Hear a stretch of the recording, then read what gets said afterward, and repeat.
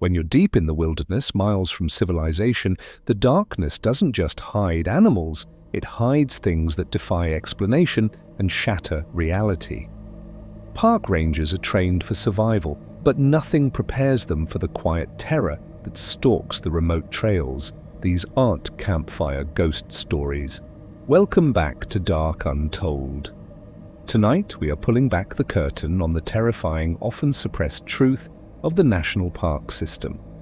We have compiled 6 of the most profoundly disturbing verified accounts logged by rangers, from terrifying encounters with impossibly aggressive creatures to unexplained disappearances they were strictly ordered to dismiss. These true horror stories prove that the wilderness holds secrets that shouldn't be disturbed, and they are guaranteed to make you think twice before hitting that remote hiking trail.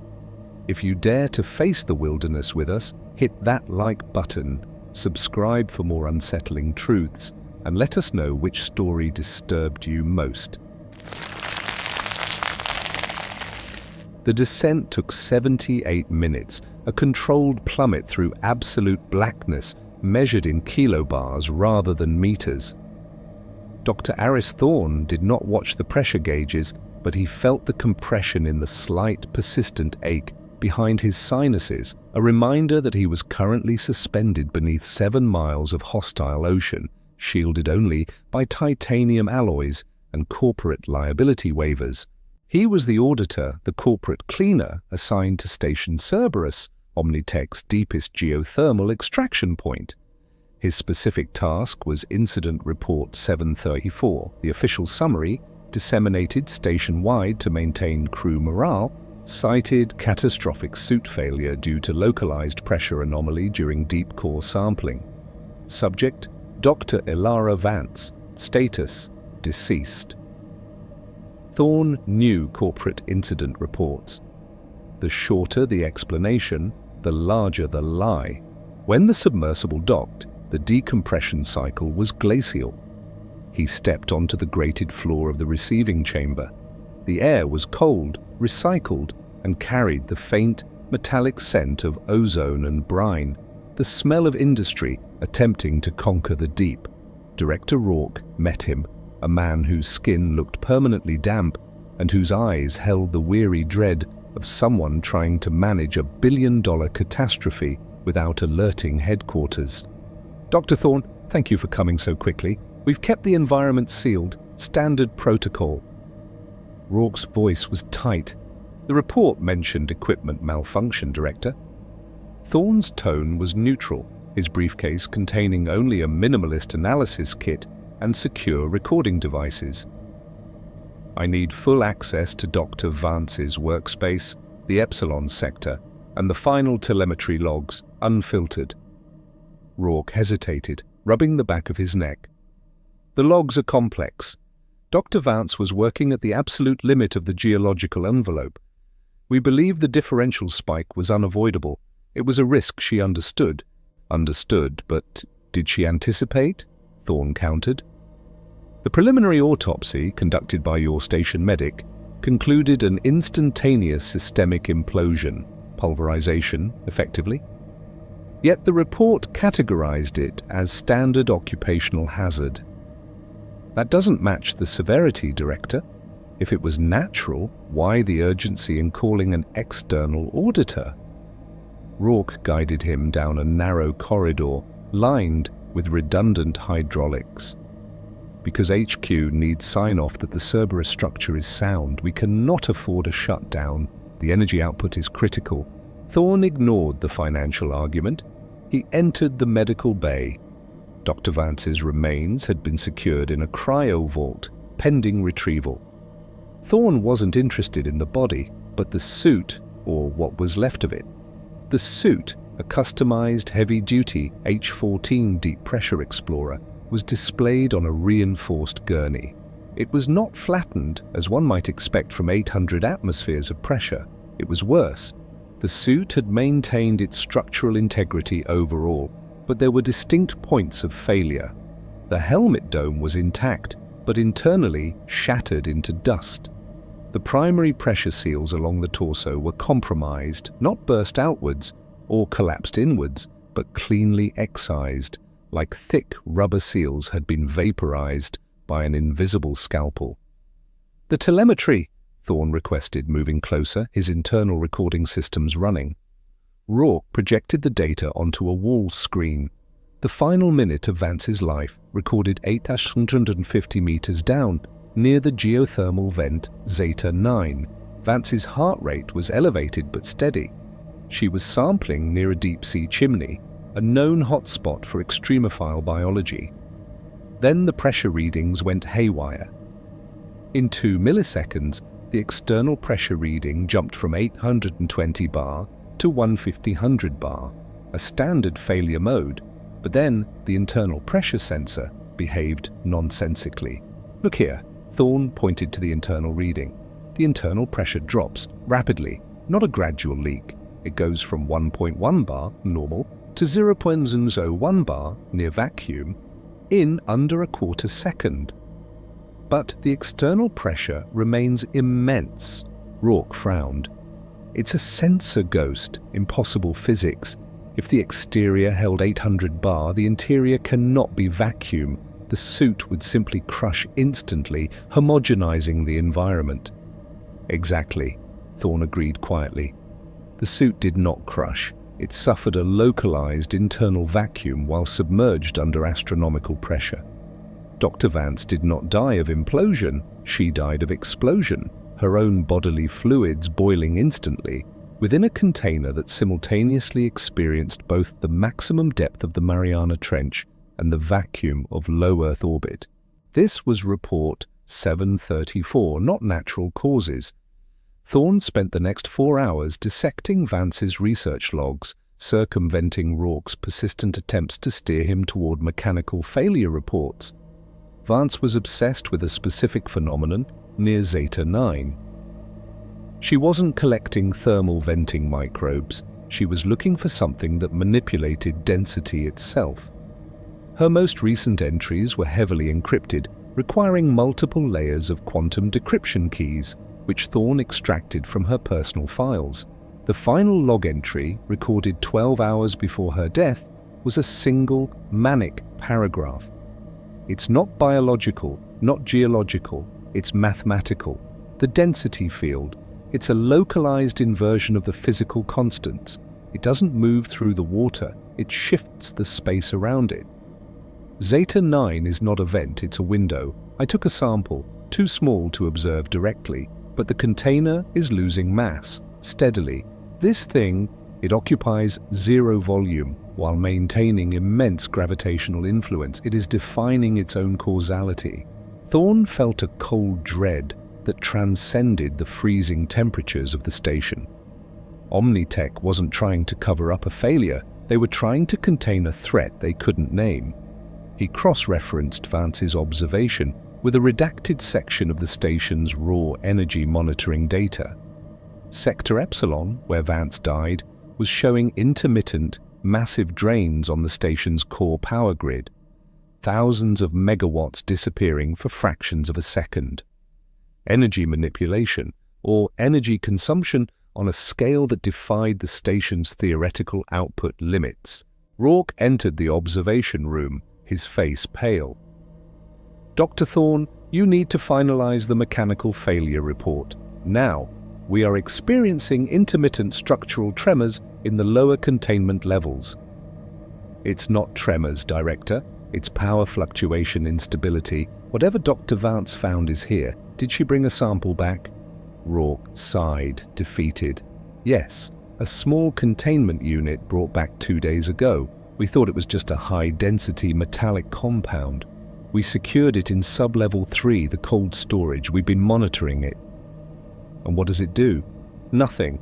That's the problem. It exists outside observation. It has no temperature, registers no mass on standard scales, and yet the containment vessel it is housed in is slowly, continuously deforming, warping inward, as if gravity only works on that specific piece of steel." Thorne grabbed the nearest emergency beacon and the reinforced trauma kit. We need to jettison that section of the station immediately, Director. Whatever manipulated Vance's suit didn't kill her for aggression. It killed her for the energy exchange. It's learning how to interface with our localized physics. As they moved towards sub-level 3, the station lights flickered violently, plunging the corridors into strobing emergency red. The pressure alarms began to wail, not reporting external pressure changes, but internal differential spikes. "It's breaching containment," Rourke shouted, his technical composure dissolving into panic. Thorne reached the heavily reinforced hatch of sub-level 3. The metal was groaning, but not from the outside. He activated his internal optical enhancement. Through the thick viewport, he saw the chamber, an engineering nightmare. The air was visibly warping, shimmering in pockets as if the water surrounding the station had suddenly infiltrated the pressurized atmosphere, yet the breach alarms remained silent. In the center, where the small containment box should have been, there was only a void. The object Vance had described, the mathematical impossibility, was manifesting. It wasn't a creature or a blob. It was a perfectly spherical absence of light, about the size of a man's torso, hovering 2 feet off the ground. It wasn't black. It was the absence of color, the ultimate negative space. It seemed to draw the light, the heat, and the very structure of the air around it into an infinite, silent sinkhole. As they watched, a small storage locker near the viewport collapsed inwards, not violently, but smoothly, silently compressing into a dense, grapefruit-sized orb of unrecognizable alloy. "It's increasing its localized gravitational field," Thorne muttered, horrified. "It's condensing matter into oblivion. It needs energy to maintain the field. That's why it's draining the station power." "We need to flood the chamber," Rourke yelled, hitting the emergency flood sequence. The high-pressure seals opened, and the freezing 800-bar ocean water rushed in, filling the chamber with terrifying speed. The effect on the entity was unexpected. The sphere of nothingness didn't dissipate. It reacted instantly. The massive volume of water surrounding it seemed to freeze in place, defying all laws of fluid dynamics. Then the water itself began to change color, from deep blue to milky white, then to a shimmering, impossible, silvery hue. "It's altering the water's state. It's changing density," Rourke screamed over the klaxons. Thorne realized the terror of Dr. Vance's death. The entity hadn't imploded her suit. It had momentarily inverted the density of the atmospheric mix inside her suit, while simultaneously maintaining the density of the water outside the suit, creating the perfect, localized, differential vacuum required for instant death. It was a precise, targeted assassination performed by a sentient lapse in physics. The entity, now encased in a shell of crystallized, superdense water, began to drift toward the main reactor junction. It was seeking the absolute highest energy source in the vicinity, the geothermal core tap. If the hydrous mass, Thorne instinctively gave it a name, reached the reactor, it wouldn't cause an explosion. It would condense the core into a single point of zero volume, instantly destabilizing the entire Cerberus system and causing a catastrophic collapse that would compromise the entire oceanic shelf stability. Thorne bypassed Rourke, accessing the engineering control deck. "Director, listen to me. We can't fight this with pressure or power. We need a targeted differential shockwave." "What are you proposing?" Rourke shouted, coughing through the emergency gas masks that had dropped down. "We are in section Gamma 7, right above the deep-sea pressure chamber access points. We initiate an immediate controlled implosion of the adjacent unused ballast tank, Beta 5. That will create a transient outward blast of pressure that will momentarily push the mass off the reactor junction and back towards its point of origin, the Zeta 9 vent." Rourke stared at the schematics. "That will compromise the structural integrity of Gamma 7 and kill us both." "We have seconds, Director." Thorne didn't wait for confirmation. He slammed his palm onto the manual overload sequence for Beta 5.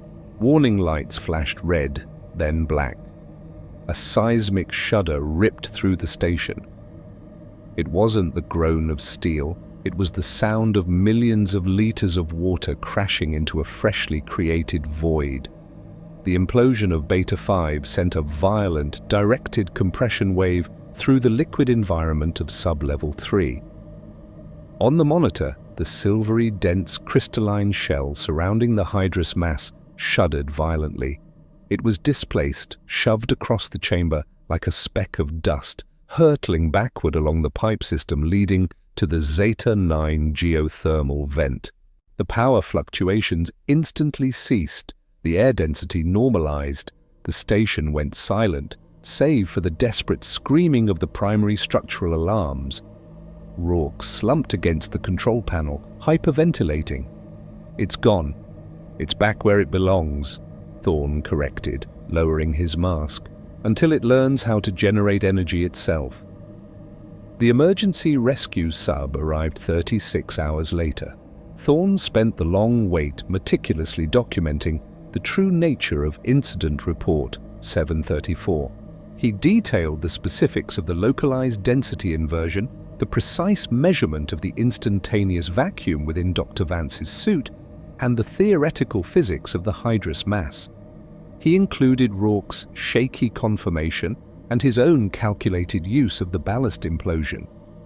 When the corporate extraction team finally reached the surface, Thorne handed over the official copy of Report 734, heavily redacted, concluding that Dr. Vance's death was the result of unforeseen material failure in the deep-sea environment, necessitating a review of H-14 suit specifications. He kept the unedited, true version, the one detailing the sentient inversion of physical laws, locked in his personal secure memory chip. He knew Omnitech would accept the lie. They would seal the Zeta 9 vent, bury the cost of the disaster, and categorize the incident as solved. The threat wasn't eliminated, it was just hidden under 8,000 meters of water and layers of corporate denial. As Thorne boarded the ascent capsule, leaving the cold, silent shell of Station Cerberus behind, he finalized the private addendum to his findings. Incident Report 734 Addendum A. Cause of death: non-anthropomorphic manipulation of localized physical constants. Classification: not natural causes. Recommendation: do not return. The vacuum is learning how to breathe. Detective Elias Thorne hated the mountains. He preferred the predictability of the city, the concrete certainty of human motive. The Blackwood National Forest, however, offered only silent green vastness and the perpetual damp scent of pine needle rot. He had been flown in from the state capital, an outsider tasked with cleaning up a mess too disturbing for the local sheriff, a mess officially labeled Hiker 6. Julian Vance, 42, meticulous, highly experienced, and now spectacularly deceased. Thorne stood beside Ranger Davies, a man whose face was tanned leather etched with skepticism. The recovery point was high on the ridge known locally as the Devil's Tooth, a spire of grey granite jutting through the canopy. The scene was sterile now, marked only by fading yellow tape and the compressed earth where the choppers had landed. "The search team found him 3 days ago, Detective," Davies said, adjusting his brimmed hat. "Not deep in, actually, about 2 miles off the main trail, right near where he set up his solo camp. Everything was intact except Vance." "And the body position?" Thorne asked, pulling out his reinforced notebook. "Lying face up, spread-eagled. His tent was perfectly pitched 10 feet away. His cooking gear was still neatly stacked. It's like he was taken while watching the stars, or maybe even laying out for the sun, except for the cold." Thorne nodded, surveying the quiet clearing. No drag marks, no sign of struggle, no blood spatter visible on the remaining foliage. Just a terrible surgical emptiness where a man had been. "Let's review the findings one more time, Ranger," Thorne requested, though he already knew the details by heart. The summary report, delivered via encrypted satellite link, had kept him awake since he arrived. Vance was subjected to extreme trauma. The initial report suggested large predator activity, likely a bear or cougar, but the specifics, they don't track. Dr. Shu's forensic team detailed removal of soft tissue and major organs, not scavenging, removal, and that's before we get to the bone. Thorne dismissed Davies and hiked back down to the temporary morgue set up at the base camp's auxiliary garage. Dr. Lena Sue, a forensic pathologist flown in specifically for this case, was waiting. She was surrounded by high-tech equipment that seemed criminally out of place among the axes and logging chains. "Detective Thorne, I've finalized the mutilation report. I must warn you, the findings defy conventional biological explanation," Shu stated, her voice tight, professional, but brittle at the edges. She led him to a brightly lit screen displaying high-resolution internal scans. Julian Vance sustained 3 primary areas of injury. First, the face and neck. The eyes, the tongue, and the entire soft palate were removed. Not torn, detective, excised. The cuts are uniform, clean margins, indicating a tool or process with extreme sharpness and zero cellular disruption. No bruising, no serrated damage typically seen with animal teeth, even the sharpest ones. Thorne leaned closer, fighting the nausea. The images were pristine and horrifying. Next, the torso. The spleen, liver, and a section of the descending colon were absent. Again removed with what appears to be clinical precision. This is where it gets worse. The diaphragm was pierced through the back, leading to internal hydrostatic pressure failure, meaning his lungs collapsed instantly. This suggests incredible focused force applied non-manually. Shu zoomed in on a microphotograph of a rib fracture. "Look here, the bone is shattered but not crushed. It's a very specific fracture pattern, almost like a focused sonic vibration or hyper-pressurized impact over a minute area. And the skin surrounding these entry points intact. No puncture wounds visible externally until we skinned the tissue back. Whatever did this did not break the skin to get in. It bypassed it, or dissolved it temporarily." Thorne stared. "Are you suggesting a highly advanced surgical instrument? Some sort of military technology?" Shu sighed, running a hand through her short hair. "I considered that, naturally. But the final piece contradicts the human involvement theory entirely. On Vance's left forearm near the radius, we found deep abrasion marks. They look superficial, but under spectroscopy we found traces of a crystalline silicate, entirely foreign to this ecosystem, and trace protein matter that does not match any known terrestrial animal DNA profile. It's not human, not canine, not feline, not even avian." "Are we talking about something extraterrestrial, Doctor?" Thorne asked, his voice flat. He was trained to deal with psychopaths, not cryptids. "I am reporting the data, Detective. The data says a precise, high-speed, non-biological agent was used to remove specific internal organs while leaving the exterior largely unblemished, followed by bone trauma caused by unknown, focused kinetic energy and involving trace foreign biological matter." Thorne spent the next 2 days interviewing the search and rescue team and the locals. The standard narrative was crumbling rapidly. The search team leader, a stoic man named Grizz, reported unusual behavior from the dogs. "They wouldn't track the scent," Grizz told Thorne, shuffling his feet nervously. "We had 3 highly trained K9s, Detective. They hit Vance's boots, sure, but when they got to the clearing they stopped. Wouldn't cross the perimeter tape. They just sat and whined, facing the ridge." Thorne drove down to the nearest logging town, a dusty collection of shacks and a single, perpetually gloomy bar. He spoke to the oldest residents, the ones who had lived off the Blackwood for generations. They spoke in hushed tones of the silent ones, hunters that were neither animal nor spirit, who only took travelers foolish enough to cross the high passes during the dark moons. They called them the flesh-eaters of the high ridge. Thorne dismissed it as folklore, the romanticizing of ordinary bear attacks. But the clinical report of surgical precision kept looping in his mind. He decided to return to Vance's original campsite on Devil's Tooth alone. The police had retrieved the tent and major gear, but Thorne knew the killers, human or otherwise, often left something behind. He found it nestled beneath a large shelf of quartz, Vance's waterproof backpack containing his digital recorder and a robust, sealed data card. Back at the base, Thorne meticulously downloaded the data. Vance was an avid amateur astronomer and had documented his hike extensively. The last entry was audio, dated 2 hours before dawn on the morning of his disappearance. August 14th. Wind has died completely, not a breath. Strange silence. The stars are incredible tonight, perfect zenith. I've got the 14mm lens set up. Wait, what is that sound? High-pitched, just above the audible range. Definitely not natural wildlife. It's coming from the ridge line. No, closer now. Damn, the light meter just went crazy. Electrical interference? Something is moving, tall, very fast.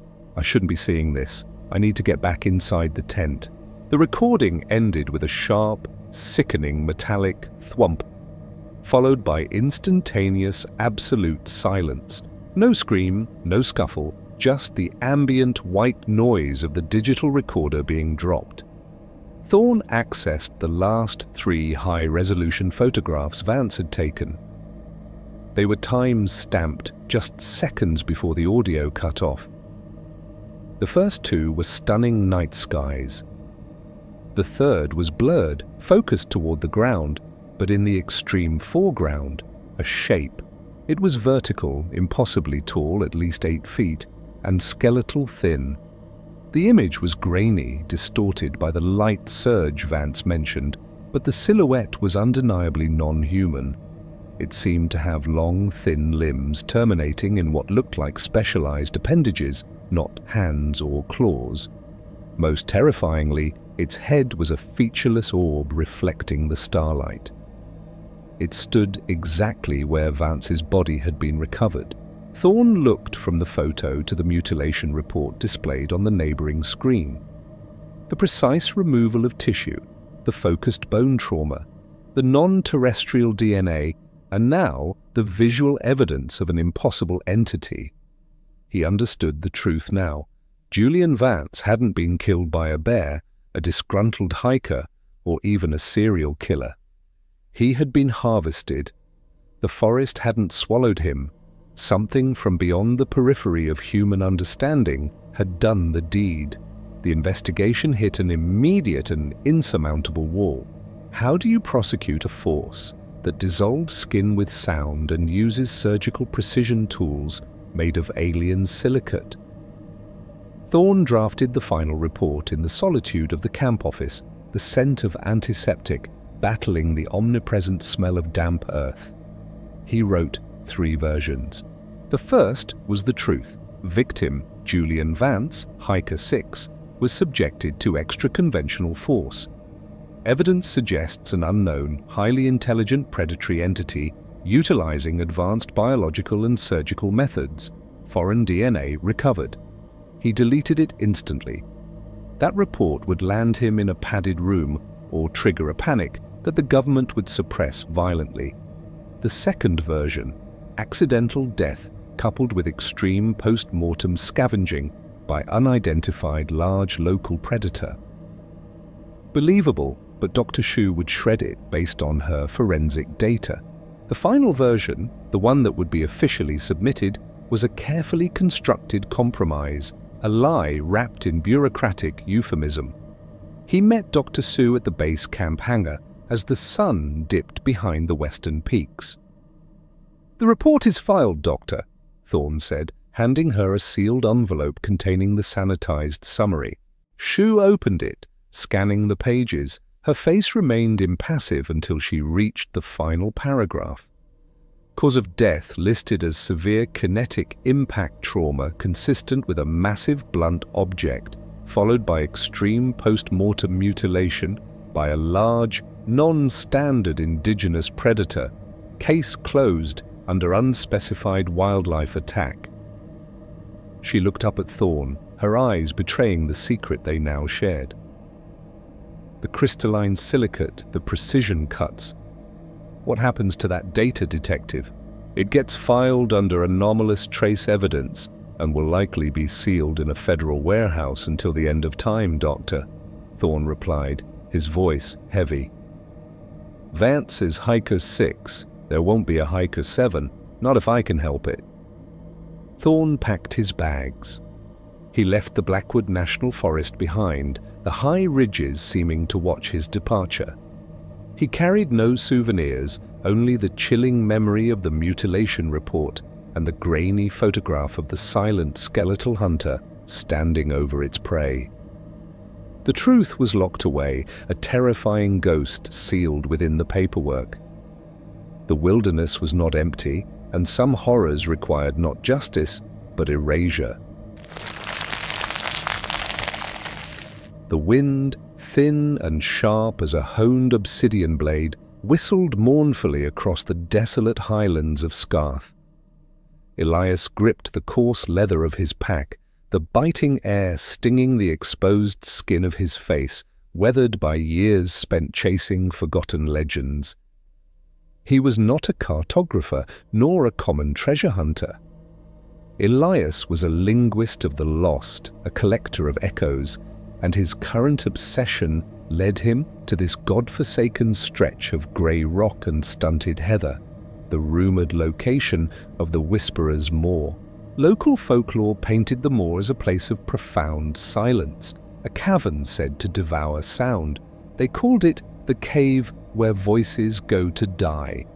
For Elias, this was more than a terrifying myth. It was a physical impossibility that demanded scientific investigation. How could sound, a wave of pressure, simply cease to exist? His companion, Lena, a geologist whose pragmatism was as solid as the granite under their feet, adjusted her thermal scarf. "This is ridiculous, Elias. We've been walking for 3 days based on a drunken shepherd's nightmare. The compass readings are erratic and the barometric pressure is acting strange." Elias pointed toward a dark, circular scar high up on the sheer face of a towering escarpment. "There. See the geometry? Natural erosion doesn't carve an entrance with that kind of precision. And look at the surrounding rock. It's basalt, but it seems deadened. The usual resonance is absent."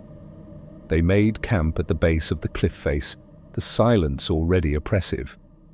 Even the wind seemed to hesitate before reaching their location. The crackle of their small fire felt loud, almost vulgar, in the stillness.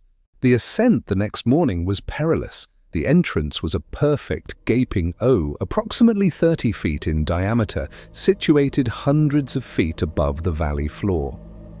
As Elias rappelled down onto the smooth, polished lip of the moor, he felt an immediate, unsettling physical change. It wasn't just quiet, it was the absence of noise. Lena followed, her movements cautious. She tapped the rock with her pick.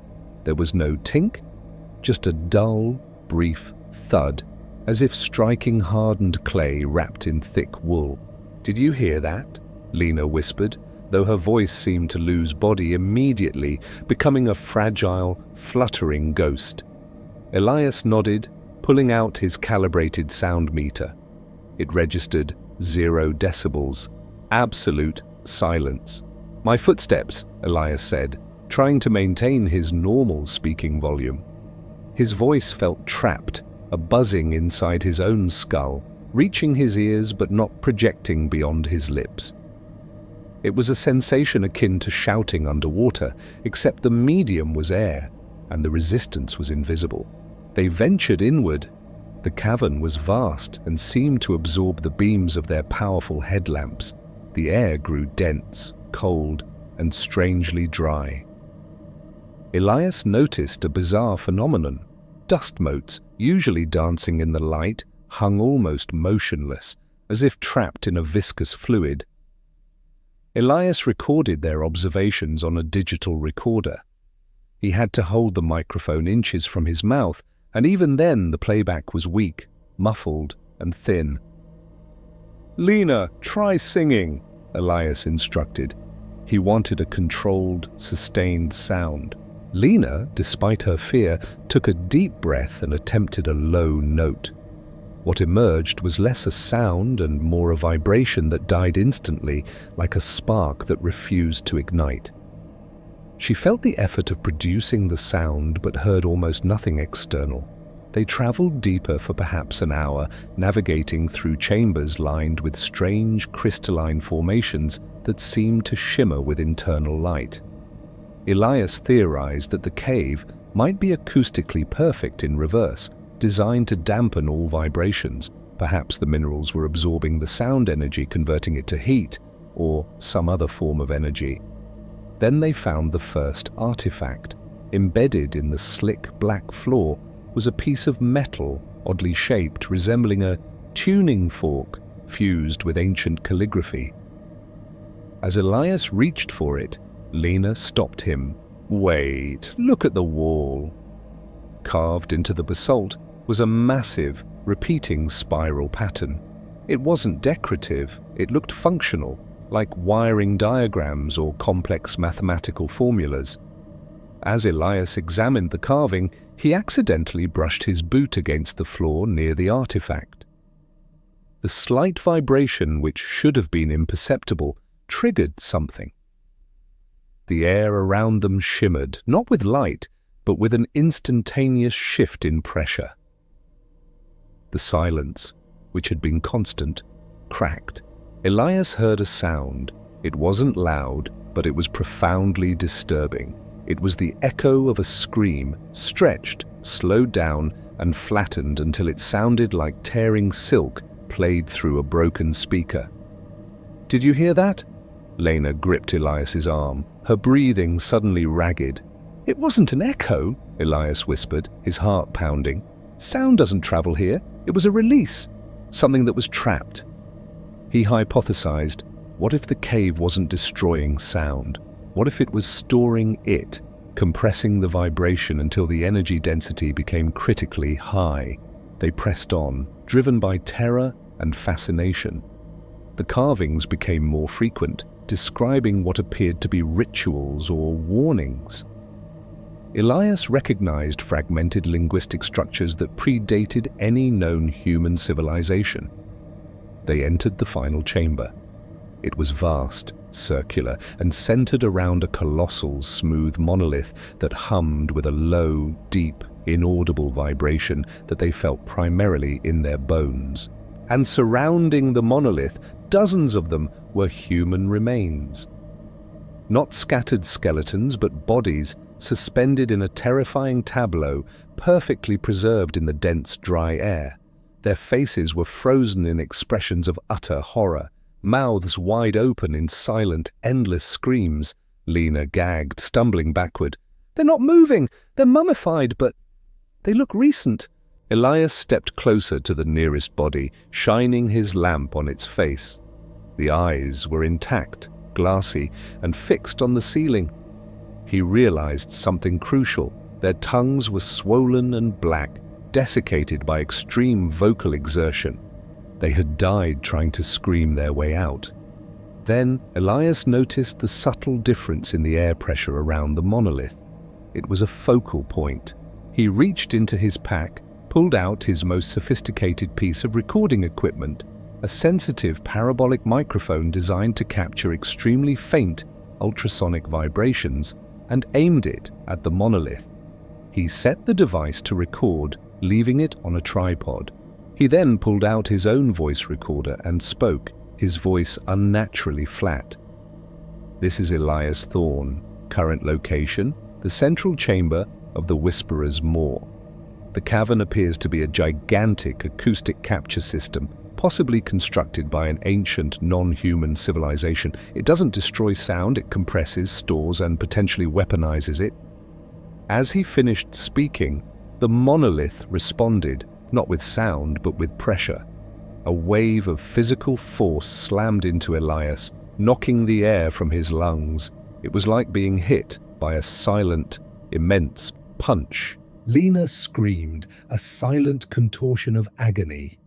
Her small scream, the minute vibration it produced, was instantly drawn toward the monolith. The monolith began to vibrate faster, generating a powerful, localized magnetic field that caused the metallic instruments on Elias's tripod to hum violently. Then came the voices, not Elias's or Lena's, but thousands of them. All the captured sounds of centuries, maybe millennia, were suddenly released, but not in sequence. They were layered, stacked, and compressed into an impossible cacophony. It was the sound of 1,000 people drowning, 1,000 beasts tearing flesh, 1,000 prayers merging into one horrific, unintelligible roar. The air ripped with the force of the sound waves, but it wasn't heard through the ears alone. The sound vibrated in their tissues, their teeth, their skulls. It was acoustic energy, weaponized and delivered directly to the nervous system. Elias clapped his hands over his ears, but it did nothing. The vibration was internal. He felt the delicate bones in his inner ear rattle, then shatter. Blood trickled from his nostrils. Lena dropped to her knees, convulsing. Her mouth was open, producing no sound, yet the energy she was expending was drawing the attack closer. Elias, despite the paralyzing pain, scrambled toward his equipment. He knew the monolith was reacting to their vocalizations. It was an accumulator that was overcharged. He reached the parabolic microphone and snatched the memory card. The physical vibration was tearing the equipment apart. He saw the spectral forms of trapped voices swirling around the monolith, appearing as brief, terrifying bursts of light and shadow, the visualization of immense sonic energy. He had to disrupt the pattern. He needed to introduce noise that the system could not process. He grabbed the small emergency flare from his pack. He pulled the cap and ignited it, tossing it toward the monolith. The flare's chemical burn was immediate and intense. The sudden, non-vocal, high-heat energy introduction shocked the system. The terrible chorus of trapped voices cut off instantly, replaced by a deafening, absolute silence, more profound than before. The pressure dropped. Elias slumped to the floor, panting, the ringing in his head agonizingly loud. He looked at Lena. She was motionless, curled on the ground. He crawled to her, checking her pulse, weak but present. Her eyes were wide, staring blankly. She couldn't hear him. She was deaf, likely permanently. Elias knew he had to leave. The atmosphere of the cave had returned to its storing state, but it was fragile. Any prolonged speech, any cry, could trigger the deadly release again. He grabbed Lena, hoisting her onto his shoulder. As he began the arduous journey back, he glanced one last time at the monolith. It was still humming, still waiting. He did not speak a single word during the entire agonizing climb out. He relied on hand signals and sheer brute force. Days later, they made it back to civilization. Lena was hospitalized, her auditory nerves irreparably damaged, but alive.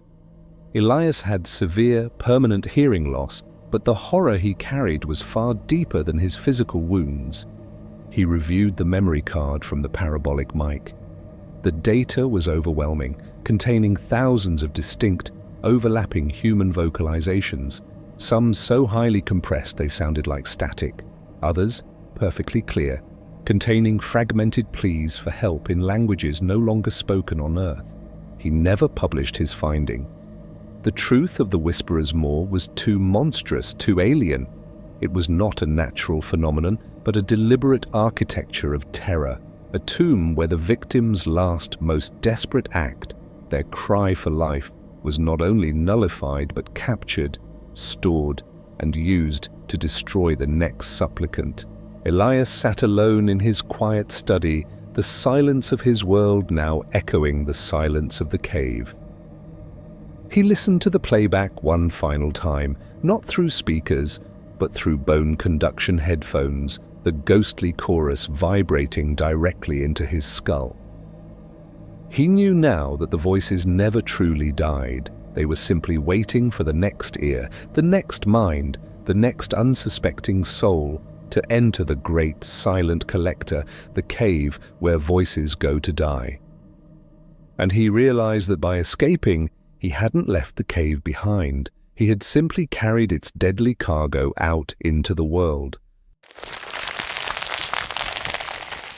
Elias Thorne considered himself a man of rigid certainty. As a geospatial surveyor for the Department of Forestry, his world was built on satellites, triangulation, and the absolute predictability of geological structure. The Blackwood National Forest was his domain, a sprawling, untamed cathedral of ancient timber that he had meticulously logged, tagged, and digitized over the last decade. Nothing in the Blackwood, according to Elias's voluminous databases, remained truly undiscovered. That certainty shattered on a Tuesday afternoon deep in Sector 47. He was performing a high-density LiDAR sweep, the drone operating 50 feet above the canopy, feeding real-time topographical data back to his rugged tablet. The data stream was clean, showing the expected jagged ridges and densely packed Douglas fir, consistent with the aerial photography from the previous year. Then, the LiDAR data simply stopped being consistent. A circular space, roughly 60 meters in diameter, appeared in the telemetry. It wasn't an omission, it was an insertion. The software, designed to filter out anomalous readings, flagged it not as a gap, but as an area of impossible flatness. Where the algorithms predicted towering timber, the screen showed a smooth, seamless floor, completely devoid of canopy overlap, yet somehow failing to register as exposed earth. Elias checked his ground-level GPS receiver. The signal was robust, showing he was just 200 yards from the anomaly. He consulted the older geological maps. Nothing. Logging records from the 1950s. Nothing. This glade, whatever it was, simply wasn't supposed to exist. He disengaged his backpack, taking only his machete, his field camera, and his primary GPS unit. The forest immediately around him was textbook Blackwood, dim, smelling of wet mulch and pine sap, the undergrowth a tangled mess of ferns and decaying logs. The final 50 yards were the most difficult, the brush seemingly thickening deliberately, grabbing at his trousers, the sunlight failing entirely. He pushed through a wall of impenetrable rhododendrons, expecting to emerge into a dark, damp clearing carved out by a natural event, a microburst perhaps, or a lightning strike. What greeted him was not the dark chaos of the forest floor, but geometric perfection bathed in light that defied explanation.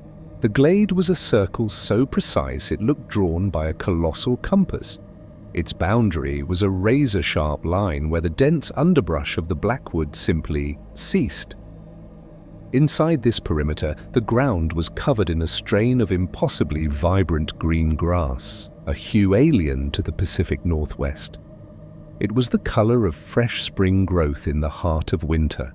The silence was the first thing that truly terrified him. The Blackwood was never silent. Even in the deepest parts, there was the chatter of jays, the hum of insects, the drip of water, the sigh of wind through the boughs.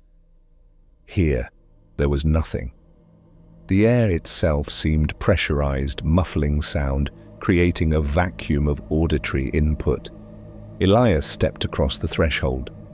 The transition was physical, like crossing an invisible sheet of film. The air temperature immediately rose, perhaps 15 degrees, yet there was no humidity. It felt like walking into a climate-controlled museum exhibit.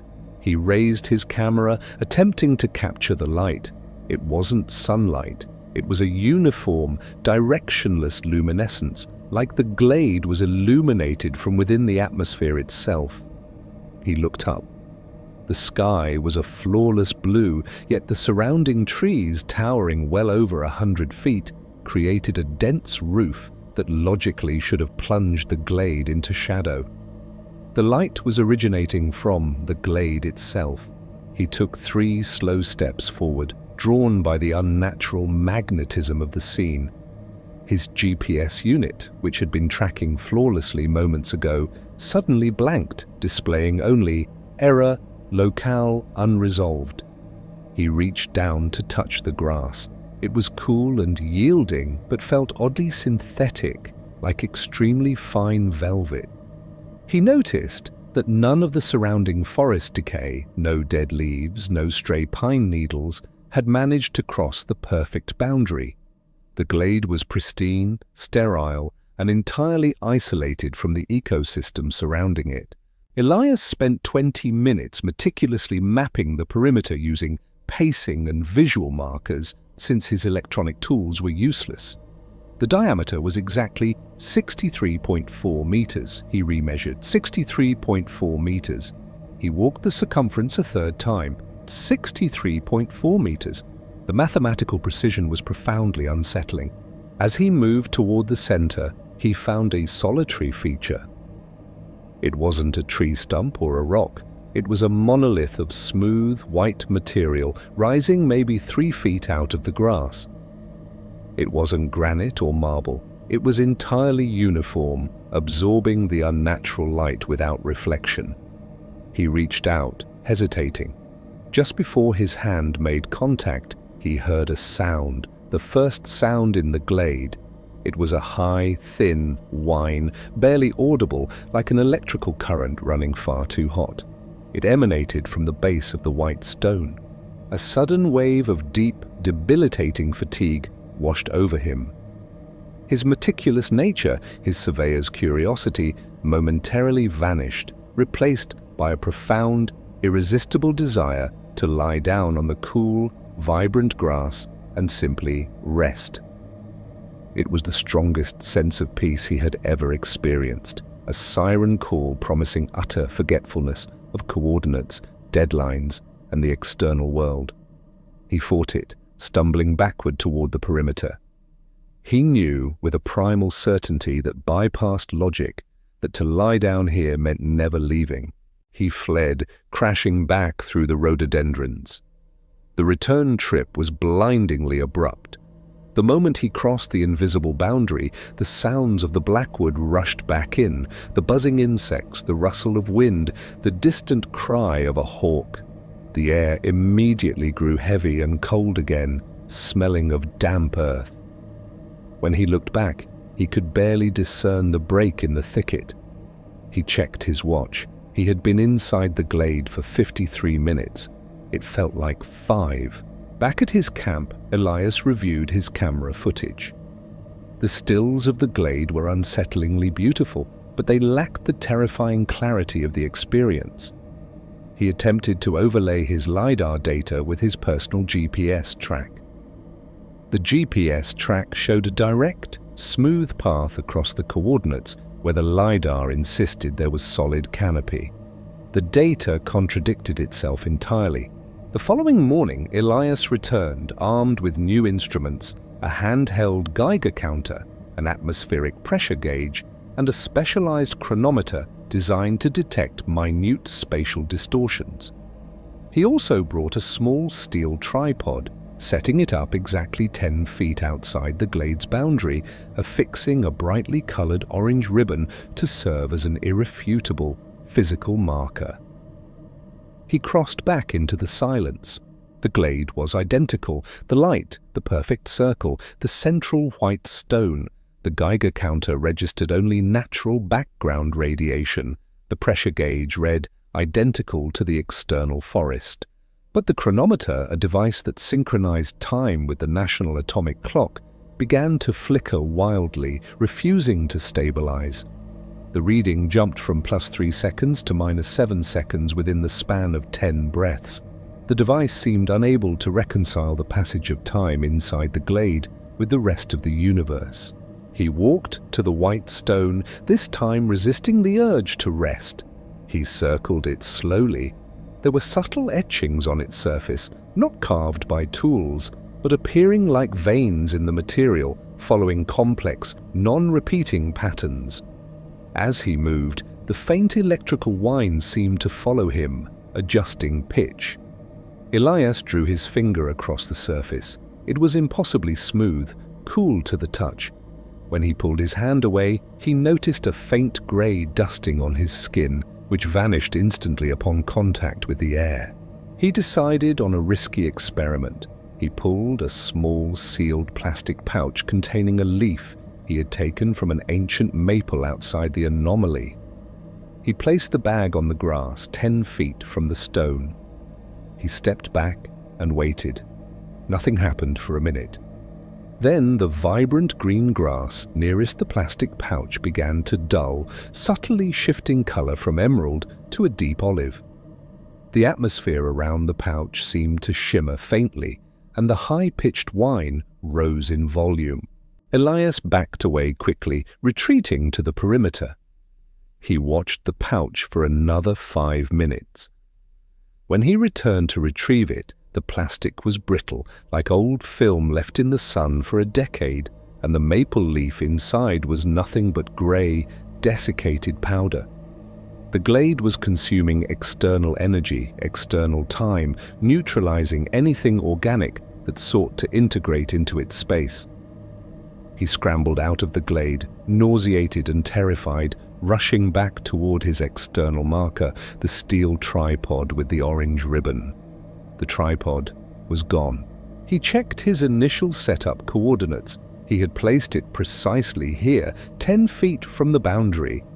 He searched the dense rhododendrons, convinced a local animal or person had moved it. It wasn't there. Then, scanning the undergrowth 50 feet away toward the darker, denser forest, he spotted a flash of orange. The tripod was leaning against a thick cedar trunk. But it hadn't been moved, it was firmly rooted in the soft earth, exactly as if he had set it up there initially. The glade wasn't just distorting time and light, it was subtly shifting space around its perimeter, rearranging the immediate past to suit its isolation. Elias returned to headquarters 3 days late, though he only accounted for 1 day lost. His colleagues noted his drawn, pale appearance. He uploaded his corrupted data, the LiDAR spikes, the zero readings on the GPS, the bizarre chronology errors. The data was flagged as sensor malfunction and dismissed. His supervisor, a man who trusted machines more than memory, concluded that Elias had suffered equipment failure in a remote magnetic zone.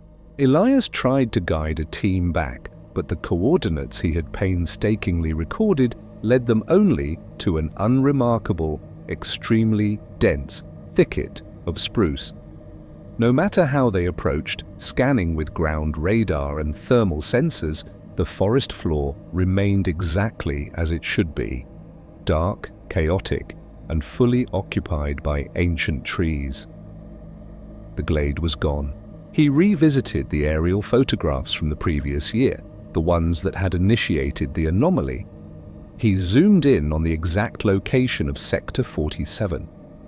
There, faintly visible through the otherwise perfect canopy, was a single, tiny puncture wound in the forest roof.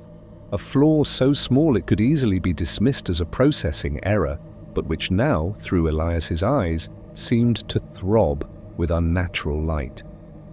The glade had closed itself, or perhaps it had retreated further into the non-space it occupied. Elias quit his job within the month. He kept the strange, corrupted chronometer, which occasionally, in moments of absolute stillness, would flash a reading, time unbound. He knew the truth. The Blackwood held a secret that violated every principle of physics and geometry he had ever relied upon.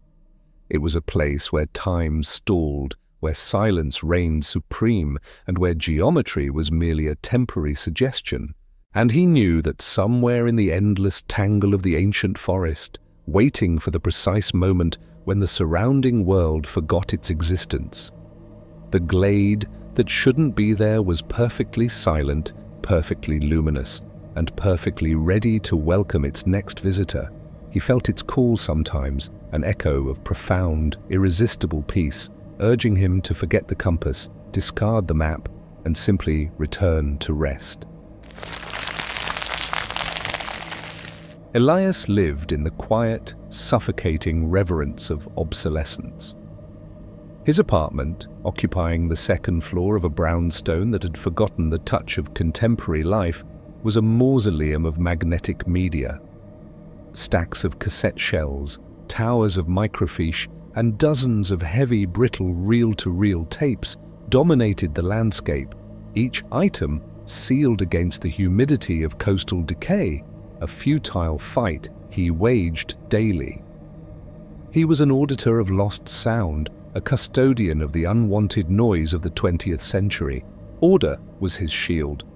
The world outside was chaotic and digitized. Inside, everything was labeled, indexed, and catalogued by oxide type and degradation rate. The disturbance began precisely at 3 a.m. on a Tuesday.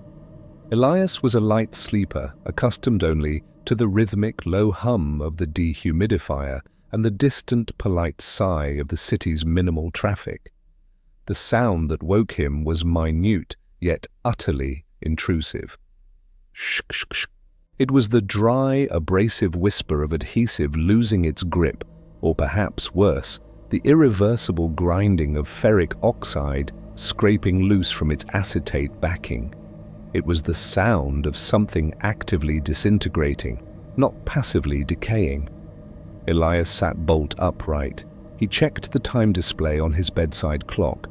3:03 a.m.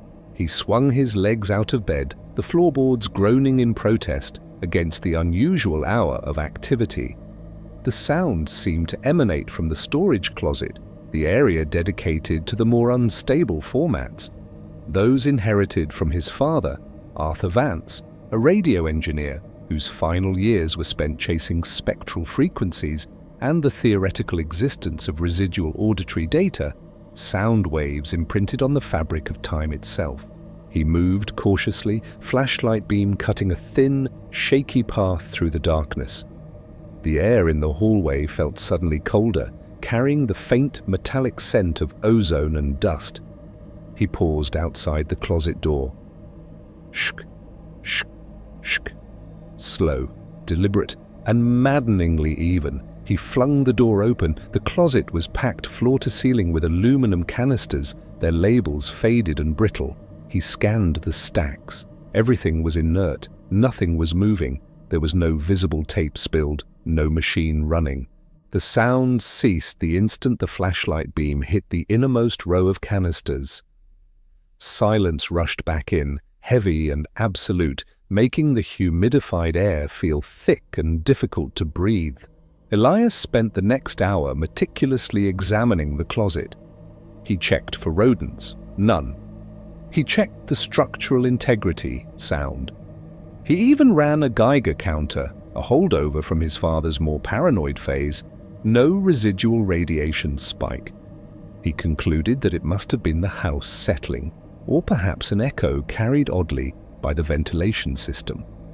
He returned to bed, but sleep remained elusive, his mind replaying the crisp, mechanical friction of the sound. The next night, it returned. 3 a.m. Shh, shh, shh. Now, Elias recognized a pattern in the chaos. The rhythm was hypnotic, almost like a slow, failing metronome, repeating every 1.5 seconds. He didn't rush this time. He lay perfectly still, listening, trying to triangulate the source through acoustic dampening of the cluttered room. It wasn't the closet. It was closer, lower. He crept across the room towards the corner where his father's last major project sat, sealed since the funeral. A large, olive-drab steel trunk, riveted shut, filled with experimental equipment and media his father had deemed too potent for cataloging. Elias knelt beside the trunk. The metallic lid was cold under his hand. The sound was definitely coming from inside. He placed his ear against the cold steel.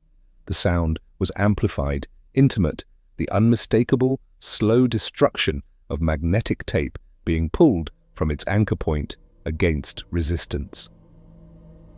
Unraveling. This was impossible. The trunk was sealed and certainly contained no battery-operated playback device. Elias's rational mind, which had served him faithfully for 40 years, began to wobble. He retrieved the large, tarnished key, a key he had sworn never to use, from the safe deposit box hidden beneath the floorboards. The lock groaned as he turned the key. The smell that escaped when he lifted the heavy lid was overwhelming. Stale copper, hot metal, and the acidic, sharp tang of ancient vinegar syndrome, the scent of acetate degrading into dust. Inside, among the tangle of wires, custom amplifiers, and vacuum tubes, sat a single, large, 7-inch reel-to-reel tape housed in a custom-machined aluminum shell. It was not labeled according to any of his father's standard conventions. It was labeled simply T301. Elias gasped. The source of the sound was terrifyingly simple and complex simultaneously. The tape itself was slowly, inexorably unwinding. It wasn't a spooling machine, it was physical tension. The reel hub was turning, not driven by a motor, but by some internal, decaying elastic force of the tape itself, perhaps the residual electrical charge held within the oxide interacting with the metallic housing, causing a minute, constant torque. The tape wasn't winding onto the take-up reel, it was falling off the feed reel and pooling in slow, agonizing curls into the dust at the bottom of the trunk. The sh was the adhesive leader separating from the metal hub, or the oxide brushing against the sharp edges of the trunk interior. Elias lifted the heavy reel out, his hands trembling. It felt unnaturally heavy. He saw the damage. A good 10 feet of material had already been sacrificed to the floor of the trunk. He knew he couldn't stop the physical process without destroying the remaining content. He had to hear what was on the tape before it was entirely lost. He carried T301 to his workbench, setting up his best restored deck, an old, reliable Ampex 351, which he hated using on unknown media for fear of contamination. It was now 3:15 a.m. He threaded the reel, his movements clumsy with adrenaline. He pressed play. The speakers hissed with static, the noise a wall of analog white sound. Elias turned the volume higher, searching for speech. Then, piercing the hiss, came a sound he recognized immediately, yet failed to comprehend. The familiar sh of the tape unraveling. The tape was recording the sound of its own future disintegration. Elias lowered the volume slightly, realizing the recording was layered. Beneath the noise of the physical breakdown was his father's voice, filtered, distant, and rushed. Possible synchronization achieved. The residual noise is not background, Elias, it is the bleed-through. The past is not silent, merely displaced. T301 is the key. It records the physical consequence of the temporal disruption simultaneously with the source event. I need more time. The unraveling, listen to the unraveling, Arthur. It's the mechanism of passage. Elias leaned closer to the speaker, breathing the stale air of the tape. His father had always spoken in cryptic terminology, but this sounded like raw delirium. The 3 a.m. window, his father continued, his voice now laced with profound fear. The barrier thins precisely when the world is quietest. They hear the decay. They are attracted by the friction, the loss of coherence. The noise draws them back. Elias stopped the playback. They? He checked the tape counter. He had only listened to perhaps 3 minutes of content. The physical tape remaining on the feed reel looked precarious. He estimated he had maybe 20 minutes of total playback time before the structural decay of the reel itself might cause catastrophic failure. He couldn't risk waiting for the next 3 a.m., but the recording mentioned the precise time, implying the content was only relevant, or perhaps audible, during that window. For the next 2 days, Elias didn't sleep. He spent the daylight hours stabilizing the remaining tape, applying archival lubricant to the edges, trying to defy the laws of material science that his father had somehow amplified. He lived on black coffee and the anxiety of the ticking clock. On the third night, Elias sat in his chair, the Ampex deck powered up, T301 threaded, the remaining tape looking slack and dangerously thin. He stared at the glowing numerals of the clock radio. 2:59 a.m., he held the remote trigger for the deck, waiting for the bell to toll. The air in the room was electric, the ozone smell almost painful now. Elias felt pressure building behind his eyes, a phantom vibration in his chest. 3 p.m. Before the clock could change to 3:01, the sound started, but this time it was not minute. It was a monstrous, grinding shh that vibrated through the floorboards and rattled the glass in the windows. It sounded like a massive, rusted reel turning somewhere beneath the house. This was not the small internal decay of T301. This was the generalized external response to the tape's existence. Elias hit play. The speaker roared to life, seamlessly blending the massive external sound with the internal recording. The soundscape was now layered with unimaginable depth. The physical collapse of the reel, the recorded sound of its own initial collapse, and his father's voice, now screaming. "They are here! They ride the frequency of loss! The unraveling is the path, Elias! The noise is the welcome mat! Shut it down! Destroy the tape before the synchronization is complete!" Elias watched the feed reel spin. The remaining tape was vanishing quickly, the oxide shedding like black snow onto the table. "The barrier is breaking, Arthur. Do you hear the others? They're trying to speak through the noise. It's static, Elias. It's all static. We shouldn't have listened to the decay." Suddenly the voice stopped. The tape ran on for a few tense seconds, just the immense grinding shh of the physical reality, until a new sound emerged from the speakers, a chilling, high-pitched frequency that felt less like sound and more like a drill boring into his inner ear. It was the sound of pure, unadulterated white noise, filtered through a dozen dimensions. Elias watched horrified as the last ribbon of magnetic tape whipped loose from the hub of T301. Snap. The tape deck stopped instantly. The speakers went dead.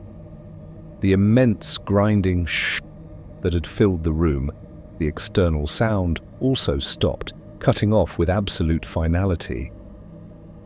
Silence returned, a heavy, ringing, impossible silence, far worse than the noise.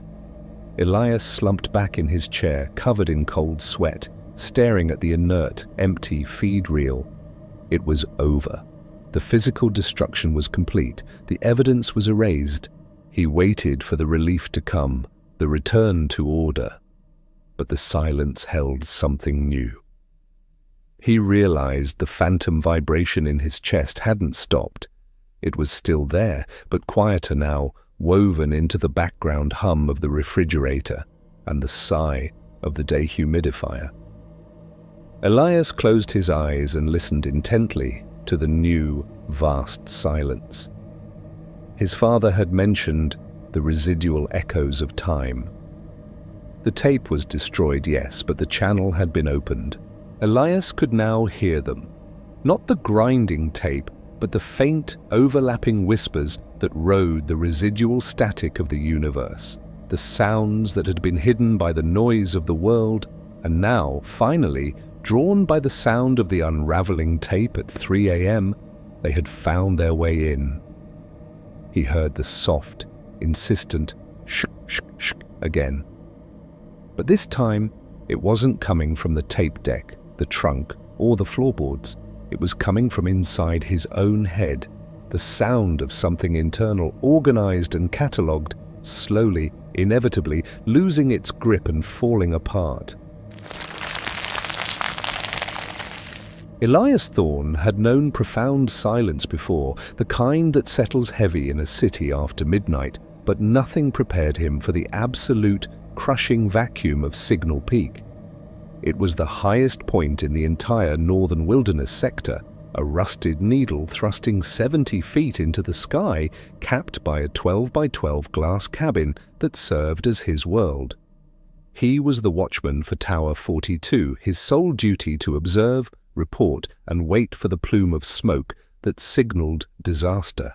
His assignment began in late May, when the snow had retreated only enough to make the winding, treacherous access road passable for his ancient Ford pickup. Now, mid-July, the mountain air was thick with the scent of pine and dry earth, a volatile mix waiting for a single spark. Elias was built for solitude. He carried a heavy burden of past regrets, a failed marriage, a career collapse, and the mountain was a perfect crucible for self-imposed penance. Up here, 50 miles from the nearest paved road and 3,000 feet above the tree line, only the radio crackle of dispatch and the occasional buzz of a wasp disturbed the quiet. His routine was sacred. Dawn, coffee brewed on the propane stove, the log entries checked, the panoramic sweep with the binoculars. Midday, checking the alidade for accurate bearings and angles, noting cloud coverage. Dusk, the final meticulous sweep before the world turned black velvet. The first 6 weeks were an exercise in glorious, crushing monotony. He memorized the shape of every prominent ridge, the color variation of the granite cliffs, and the specific pattern of shadow cast by the setting sun on the vast forest floor stretching toward the horizon, Sector Delta 9, the most remote and impenetrable section of his territory. The anomaly appeared on the 67th day. It was 21:17 according to his log. The sun had dipped, leaving a magnificent gradient of violet and gold across the western sky. Elias was preparing to close the shutters and settle in with a paperback when he performed his final sweep of Delta 9. He saw a light, not a reflection, nor the faint glow of a distant town. Signal Peak was too high, too isolated for that. This was a precise, bright pinprick of white, impossibly deep within the protected, uninhabited zone. It blinked once, held, then vanished. Elias lowered the binoculars, his hands clammy. He told himself it was atmospheric distortion, a flash of static electricity, or perhaps the momentary reflection of a high-flying satellite catching the last rays of sun. But the light had been too low, too earthbound. He lifted the binoculars again, training them precisely on the location, marking the coordinates using the sighting mechanism of the alidade. 187 degrees, approximately 4.2 miles out, deep in the bowl, formed by the confluence of the Silt River and Rattlesnake Ridge. Nothing. The dark was absolute, consuming. He made a laconic note in the log. 21:17 possible atmospheric event, Delta 9 0 confirmation. Sleep was restless that night. Elias kept replaying the brightness against the backdrop of the deepening twilight. He knew his territory. There was no hunting camp there, no sanctioned trail, no reason for a light. The light returned 2 nights later. This time it was colder, sharper. It appeared at 21:20. It did not blink. It stayed steady, burning like a cigarette tip for perhaps 3 full minutes, before being extinguished with the suddenness of a blown-out candle. This time, Elias did not record an atmospheric event. He wrote, 21:20, signal observed, Sector D9, static position. Over the next week, the appearance became a ritual. The light was always visible between 21:15 and 21:25. It never moved from its fixed position on the far slope of Rattlesnake Ridge. It was the size of a handheld lantern, perhaps shielded or diffused. Elias started speaking his observations into his tape recorder, supplementing the official log. His voice, usually calm and deep, took on a thin, raspy edge. He felt foolish admitting his growing anxiety to the silent tape. Day 75. I'm thinking about the nature of the light, he murmured into the recorder. It's too regular, too punctual. If it's a fire, a slow burn, a methane vent, it shouldn't disappear so cleanly. If it's a trespasser, why announce their position nightly? They are broadcasting themselves. The thought struck him with the force of cold water. The light wasn't meant for general observation. It was aimed, and given the elevation and orientation, it was aimed directly at Tower 42. Someone was watching the watcher. The shift in his perspective was jarring. Before, Elias had been the sentinel, the guardian of the vast sleeping forest. Now he was the fixed point in someone else's observation grid. His solitude, once a comfort, became a cage of glass and steel. He started doing things he hadn't done before. He stopped lighting his own lantern after sunset, fearing he was providing an easier target for triangulation. He ate cold rations instead of hot meals to avoid generating steam that might be visible in the humid evening air. He used the infrared camera he had brought, mostly for tracking wildlife, but the distance was too great, the optics too weak to penetrate the dense, nocturnal canopy of Delta 9. The tension peaked on day 81. The weather had turned spiteful. A massive late-season squall system moved in from the west, blanketing Signal Peak in howling, blinding sheets of rain. The tower groaned and swayed, and the wind noise was so loud it was impossible to hear the shortwave radio over the static and the metallic rattle of the glass panels. Elias sat in the small, central core of the tower cabin, away from the windows, trying to tune dispatch. Nothing but hash. The tower was completely cut off. The storm raged for 18 hours. It was a crucible of noise and motion, and during that time, Elias did not leave the small, heated space. When the storm finally broke, leaving behind a world sparkling with wet clarity, Elias emerged, blinking against the returning sun. The air was crisp, the forest cleansed.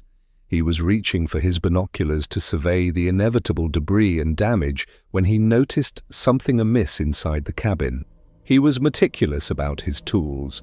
His compass, an expensive vintage brass model, always sat precisely centered on the mapping table, aligned to magnetic north.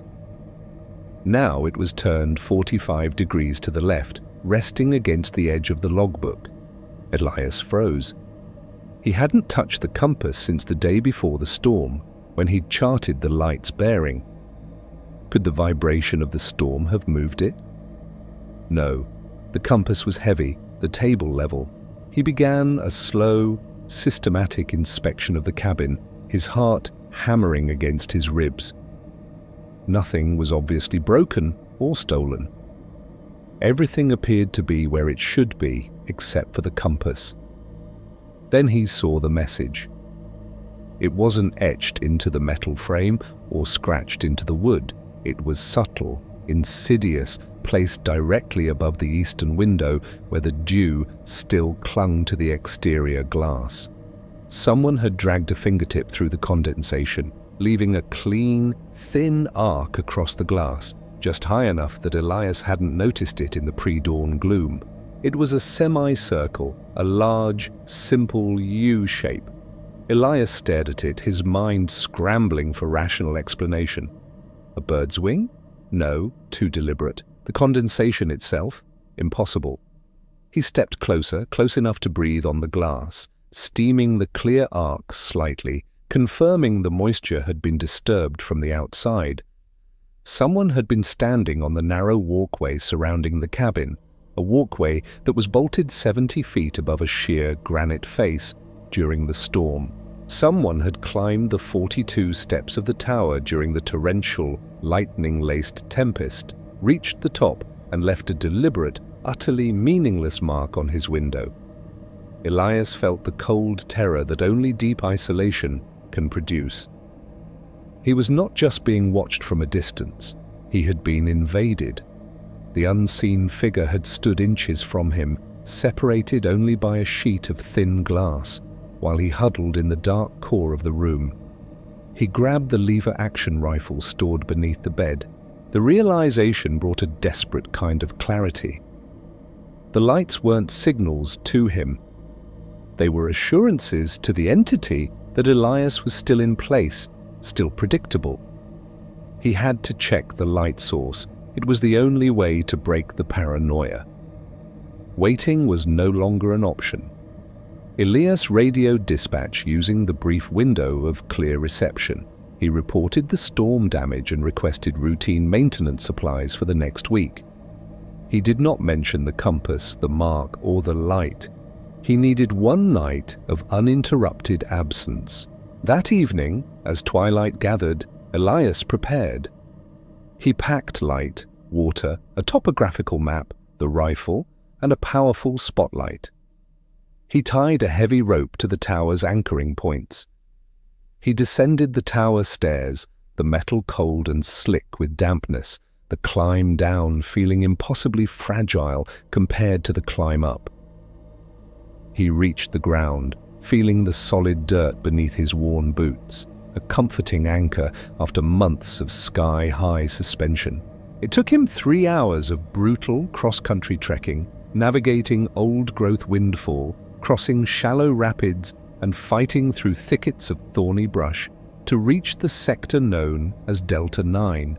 He approached Rattlesnake Ridge under the cover of a half-moon, moving slowly, using the thick pines for concealment. He knew exactly where the light should appear, a small, rocky outcrop surrounded by a low wall of scrub oak. He found the position easily, guided by the coordinates he had obsessively memorized. He flattened himself behind a boulder, aiming the rifle, waiting for 2115. The silence here was different from the silence of the tower. This was forest silence, full of rustling things and low, organic hums. 2110, nothing. 2115, nothing. 2120, nothing. Elias waited for an hour. The regular, punctual light failed to appear. Had the storm washed away the source? Had the trespasser left? Or had they seen him leave the tower? He scanned the immediate area with his spotlight. The outcrop was small, muddy, and covered in moss. There was no evidence of a fire pit, no camping gear, no human footprint. But there was something else. At the center of the outcrop, driven deep into the mossy earth, was a wooden stake. It was crudely fashioned, perhaps from a broken branch, sharpened to a crude point. Attached to the stake was a small, tarnished brass plate. Elias knelt and wiped the mud away with his thumb. The plate was heavily oxidized, but the engraving was still legible. It was a circular dial the size of a man's palm, calibrated with angles and bearings. It was a component piece, the sighting mechanism for an old model fire tower, Alidade. Elias's breath hitched. He recognized the design. It was the exact make and model of the one sitting on the mapping table 70 feet up in Tower 42, and etched deeply beneath the brass compass rose, replacing the manufacturer's mark, were 3 words, crude and precise. "I see you." Elias stood up slowly, the rifle suddenly feeling heavy and useless. This wasn't a poacher or a delinquent. This was calculated. The watcher was mirroring his existence, using the very tools of his trade. The light was the compass point. The tower was the target. He turned, scanning the vast, dark face of Signal Peak where Tower 42 stood, a tiny, insectile silhouette against the distant stars. Then he saw it. Not a light from the ridge, but a light from the tower itself. It wasn't his lantern. It was a flashlight, powerful and sweeping, moving back and forth across the glass walls of the cabin, a frantic, searching movement, as if someone was desperately looking for something inside the structure. Elias knew with absolute certainty that he had locked the door at the base of the tower. But the most terrifying realization was not that someone was in the tower. It was that the light had stopped at his map table. It was shining directly on the brass pedestal, where his compass used to sit. The entity that had stood outside his window during the storm, that had left the subtle arc on the glass, had come back. And now it was actively searching for the missing piece of its mechanism, the piece Elias had just found planted here, on the very ridge he had been watching. The entire sequence, the light, the mark, the missing compass part, was a lure. Elias didn't wait. He plunged back into the woods, fueled by sheer adrenaline and the need to protect his solitary sanctuary. The trek back was a blur of scraping branches and pounding heart. He reached the base of the tower just before midnight. The access door, which he had secured with a heavy steel padlock, was hanging open, the steel shackles snipped cleanly in two. He mounted the stairs, taking them two at a time, the heavy rifle knocking against the railing. Every nerve ending screamed the imminent threat of collision. He burst onto the landing, swinging the rifle up, the beam of his spotlight piercing the gloom of the cabin. It was empty. The glass walls glistened, reflecting his own terrified image back at him. The air was cold but not empty. There was a faint, metallic odor, like ozone after a lightning strike. He checked the map table. The alidade was untouched. The propane stove was cold. His logbook was still open to day 81. But on the glass surface of the map table, precisely where the compass had been centered for weeks, was a small, fresh indentation in the dust. And resting perfectly in the center of that indentation was a single, smooth, gray stone, the kind usually found only above the tree line. Next to the stone, neatly written in the dust of the table, was a single word, scratched with a fingertip. Gone. Elias spent the rest of the night barricaded in the tower cabin, the rifle across his knees, the brass plate from the ridge hidden in his jacket pocket. He did not sleep. He never reported the break-in. He stayed on Signal Peak for the remainder of the season, but the purpose of his vigil was fundamentally altered. He still swept the horizon for smoke, logged the weather, and charted the clouds. But now, every dusk when the light failed and the shadows swallowed Sector Delta 9, Elias no longer felt alone. He knew that the true fire was not in the forest below, but in the unsettling, mirroring mind of the entity that had stalked his glass cage. The other watcher, waiting somewhere in the impenetrable darkness, sharing his impossible solitude. And sometimes, when the wind was just right, carrying the sound from the distant ridges, Elias could almost hear the faint, echoing sound of something being scraped against stone 70 feet below. He knew the watcher was always near, perhaps testing the railing, or tracing a slow, clean semicircle in the dust at the base of the tower. He knew the job was over, but the surveillance had just begun.